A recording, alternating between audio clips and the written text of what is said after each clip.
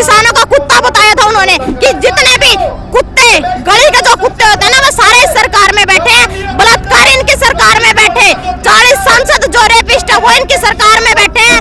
40 सांसद बलात्कारी बैठे हैं। आशीष मिश्रा टेनी को तो आप जानती होंगी, लखीमपुर खीरी कांड में जो है था, उन्हें सुप्रीम कोर्ट ने जमानत दे दी है। बिल्कुल नहीं, जमानत दे दी है। इस सरकार को शर्म आनी चाहिए। सबसे पहले तो जो अजय मिश्रा टेनी है, उसका कुछ दिन पहले बयान भी आया था, कुछ महीने पहले, किसानों का कुत्ता बताया था उन्होंने कि गाड़े आगे आगे चलती है और कुत्ते पीछे पीछे भौंकते हैं। उस अजय मिश्रा टेनी को भी हमने जवाब दिया भी था और आज आपके मीडिया चैनल के माध्यम से भी हम जवाब देना चाहते हैं कि जितने भी कुत्ते, गली के जो कुत्ते होते हैं ना, वो सारे इस सरकार में बैठे हैं। बलात्कारी इनकी सरकार में बैठे, 40 सांसद जो रेपिस्ट है वो इनकी सरकार में बैठे हैं, गैंगस्टर इनकी सरकार में बैठे हैं, अजय मिश्रा टेनी जैसे, क्योंकि सरेआम सारे सबूत होते हुए भी। और सबसे बड़ी बात, एक तुरंत का मुद्दा है खेल मंत्री, जो खिलाड़ी महिलाओं का शोषण करते। अरे देश का दुर्भाग्य है, जो हमारे देश के लिए मेडल लेकर के आते हैं, उनको भी जंतर मंतर पर अपनी लड़ाई लड़नी पड़ रही है। कहाँ का गणतंत्र है, कहाँ का लोकतंत्र है, जिस देश में हमारी बेटियां सुरक्षित नहीं है, देश के लिए मेडल लाने वाली महिलाएं सुरक्षित नहीं है, तो उस देश का बहुत बड़ा दुर्भाग्य है। देश के अंदर हर एक वर्ग रोड पे बैठा है। 13 महीने जब किसान दिल्ली की सड़कों पर बैठे, केवल किसान बैठे थे, लेकिन आज इस महारैली में हमारे सरपंच भाई भी जो सरकार से डरते थे, आज वो भी अपने हकों के लिए लड़ाई लड़ रहे हैं।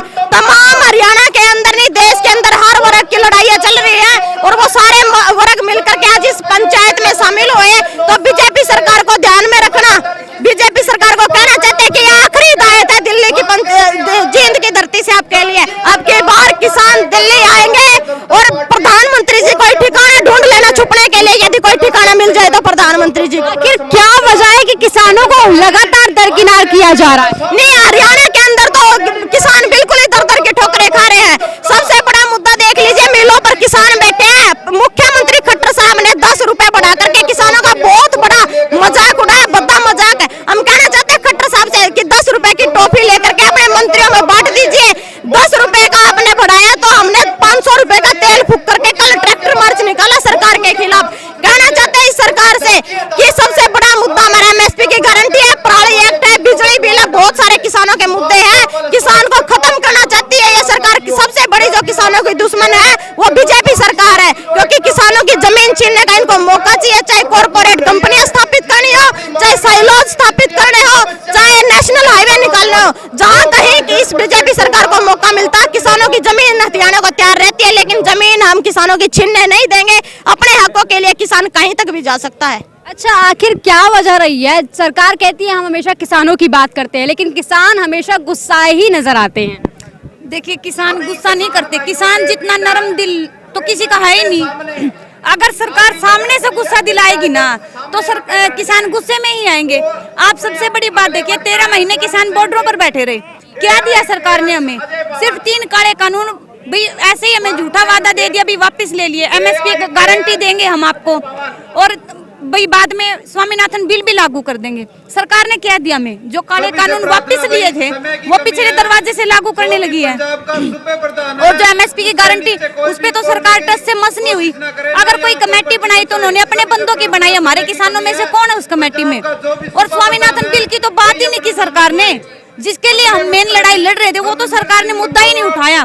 और उसके बाद मैं आपको बताना चाहती हूँ, ये ऐसी निहायत घटिया सरकार है जो सिर्फ वादे करती है और उन वादों के बाद खुद ही उन वादों से मुकर जाती है। वादा खिलाफी सरकार है।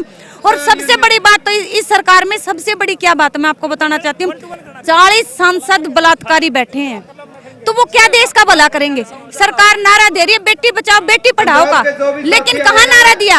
अरे जब बलात्कारी है उसमें बैठ गए तो वो सवाल यही था मेरा कि WFI के अध्यक्ष बने हैं बीजेपी के सांसद भी हैं बृजभूषण शरण सिंह जी, और उनपे साक्षी मलिक और विनेश फोगाट जैसी तमाम महान खिलाड़ियों ने आरोप लगाया, उसके बावजूद वो इस्तीफा नहीं दे रहे। यही तो सबसे घटिया चाल है सरकार की। अरे सरेआम सबूत पेश किए जा रहे हैं, उन सबूतों के ऊपर भी सरकार कोई एक्शन नहीं ले रही है, तो इससे घटिया सरकार क्या होगी? और मैं बड़ी बात आपको बताना चाहती हूँ, वो तो इस्तीफा नहीं दे रहे हैं, लेकिन जो आज कुरुक्षेत्र के पिहोवा में राष्ट्रीय ध्वज जिन्होंने फहराया, खेल मंत्री संदीप सिंह जी, जिनके ऊपर यौन शोषण के आरोप हैं, और उसके बाद भी उनसे झंडा फहरवाया जा रहा है। तो मैं ये पूछना चाहती हूँ सरकार से, आपने हमारे संविधान का कौन सा नियम लागू किया है? कहाँ आप उसका पालन कर रहे हैं? सबसे घटिया, नहायत घटिया सोच जो इस सरकार की है, बलात्कारियों से, यौन शोषण के आरोपियों से तो ध्वज फहरा रही है। अरे ध्वज हमारे देश की आन बान शान है, जिसके लिए किसान कौम और हमारे जवान मरने मिटने को तैयार हैं, बॉर्डरों पर मरने मिटने को तैयार है, लेकिन सरकार क्या कर रही है? उसका उल्टा कर रही है। ऐसे ऐसे बलात्कारियों से, ऐसे ऐसे यौन उत्पीड़नों से ध्वज फहरा रही है। और उससे भी बड़ी बात तब होगी जब एक महिला कोच ने संदीप सिंह का विरोध किया। उस संदीप सिंह को तो पुलिस से प्रोटेक्शन दे दी गई, लेकिन उस महिला कोच को कस्टडी में ले लिया गया। अरे वो कोई तोप ले रखी थी क्या उसने सिर्फ काला झंडा ही दिखाया, विरोध ही किया है। सच्चाई का जो साथ देगा वो हम उसके साथ खड़े। और मैं सरकार को चेतावनी भी देना चाहती हूँ, या तो हमारी बहन को बाइज्जत बरी कर दिया जाए, बाहर छोड़ के जाएं, नहीं तो ये नारी शक्ति आपकी ईंट से ईंट बजाकर छोड़ेगी। तमाम नारियां यहाँ बैठी हुई हैं और नारियों के खिलाफ में सरकार लगातार तमाम काम कर रही है। क्या ये एक छोटा संदेश आप देना चाहते हैं कि सरकार अगर नहीं सुधरी तो महिला इस बार एकजुट होकर बड़ा संघर्ष करेंगी? बिल्कुल, देश की महिलाएं तो तभी एकजुट होगी थी तब किसान दिल्ली की सड़कों पर उतरे थे। सबसे ज्यादा भूमिका महिलाओं ने निभाई है किसान आंदोलन के दौरान। और कहना चाहूंगी कि किसान आंदोलन में जो सरकार बेटी बचाओ बेटी पढ़ाओ के नारे देती है, वो नारा किसानों ने सार्थक किया। बेटियों को मंच भी दिया आगे आने के लिए और बेटियां सुरक्षित भी रही किसान आंदोलन में। भरी पंचायत से हजारों के काफिले से महिलाएं निकलती थी। क्या मजाल किसी की भी आंख उठाकर भी किसी महिला की तरफ देखे, लेकिन जो महिलाओं का शोषण करते हैं वो गद्दियों पर बैठे हैं। शर्म आनी चाहिए। खेल मंत्री ने सरेआम हमारे खिलाड़ी बहने ये बोल रही कि हमारा शोषण किया है। बंद कमरे में कोई कैमरे नहीं होते, वहाँ पर महिलाओं का शोषण किया जाता। जितने भी रेपिस्ट बैठे हैं वो गद्दियों पर बैठे हैं। प्रधानमंत्री जी, या तो इन रेपिस्टों को गद्दियों से उतार दीजिए, वरना महिला शक्ति फिर इनको अच्छे से उतारना जानती है। और आज हमारी खिलाड़ी बहन के साथ जो पुलिस प्रशासन द्वारा खिलाड़ी मंत्री का विरोध करने पर जो बर्ताव किया गया वो कदापि महिलाएं सहन नहीं करेंगी। और इसके खिलाफ भी इस पंचायत के बाद महिलाएं उस पर भी एक्शन लेंगी यदि हमारी बहन को नहीं छोड़ा गया तो। तमाम महिला किसान नेता यहाँ बैठे हुए थे जिनसे हमने बातचीत की और साथ ही साथ ये भी समझने की कोशिश की कि जो महिलाओं के साथ दुराचार हो रहा है उस पर महिला किसान नेता क्या एक्शन लेने वाली है। आपकी क्या विचार है? कमेंट सेक्शन में जरूर लिखिएगा।